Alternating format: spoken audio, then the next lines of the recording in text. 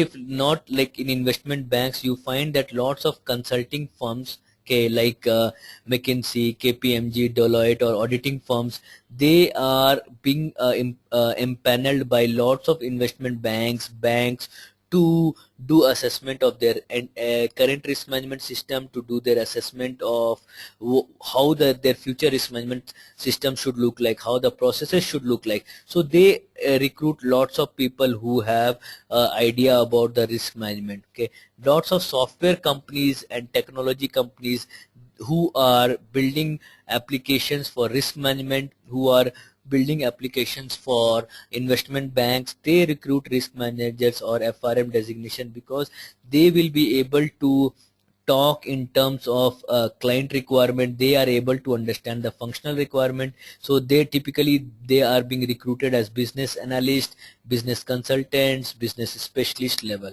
Okay, many exchanges they also recruit, because exchanges also need to have the risk management controls for the client. So there are like lots of recruitment done at the exchanges level. Okay, so this gives you like overview of the demand for this particular certification. Now with a disclaimer, the demand will be different. It depend on the economic cycle, depend on the time you are looking in for, but I will say that the demand is increasing because of this is one kind of certification that is there. Okay, however, so this is the work profile we have seen. Okay, then the fee structure for 2012 examination. So as we have said that the FRM examination happens in May and November. So in May both level 1 and level 2 happens, as well as in November level 1 and level 2 happens. So a person who is writing in May can write a level 2 in November and pass the examination in 1 year. This is the very much benefit that FRM has. Okay, so I have given like the registration details for part 1 only. Now it is kind of expensive examination, so you be sure on whether this examination is what you want to do. Okay, because like the level 1 cost you $650 and the level 2 will cost $350. So total of investment of $1,000 will be coming in this examination. So make sure like this you want to do this examination, this is matching with your career aspiration, this is what will help you in your career, then only you take up this examination. Now the examination happens in the third Saturday.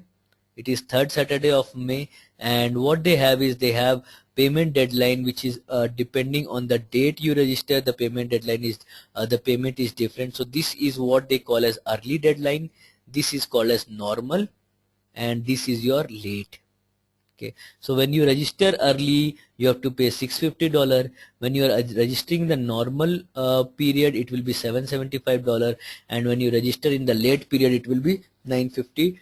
That is the total cost that will happen. In the level 2 the cost will be $350. So what you see is this $300 payment is charged only to the new candidates. So when you are writing L1 you are a new candidate, when you are writing L2 you are not a new candidate, so only you have to pay this $350.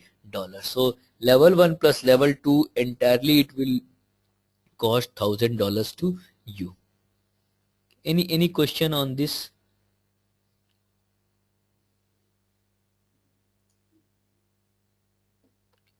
Okay, let's see the next. Yeah, there is a question, is risk analyst different than quantitative analyst?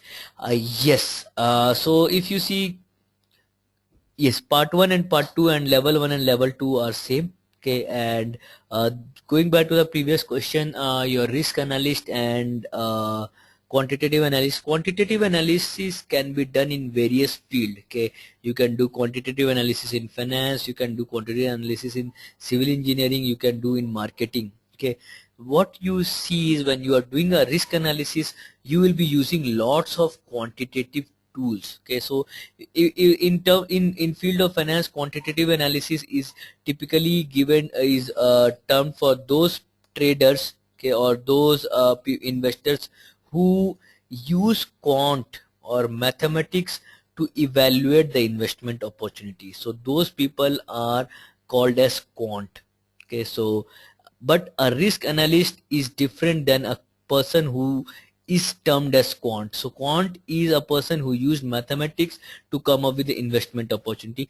A risk analyst is also using mathematics to understand the risk of the investment. So both will use the quantitative, but I will say that quant uses much more than the normal risk analyst uses. But also, like for an extensive risk analysis, it will, you have to use more and more quant. But in this world of ready-made applications, this is much more better, because you already have the tools to calculate the things for you, so you may not have to undergo into that much details of quant. Okay. Any other question?